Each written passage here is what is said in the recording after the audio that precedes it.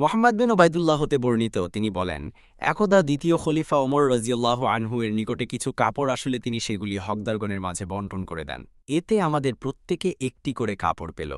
কিন্তু তিনি নিজে দুটি কাপড় দিয়ে তৈরি একটি পোশাক পরিধান করে খুতবা দিতে মিম্বরে আরোহণ করলেন। কিন্তু শ্রোতাদের অন্যমনস্কতা লক্ষ্য করে তিনি জিজ্ঞাসা করলেন, হে লোক সকল, তোমরা কি আমার কথা শ্রবণ করছ না?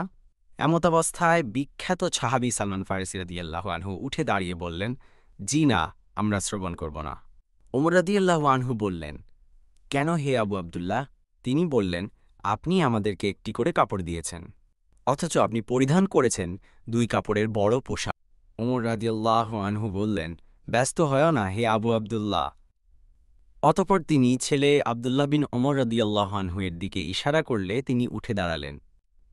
অতঃপর ওমর রাদিয়াল্লাহু আনহু বললেন, আমি আল্লাহর কসম করে জিজ্ঞেস করছি, আমার পোশাকে যে অতিরিক্ত কাপড় রয়েছে সেটা কি তোমার নয়?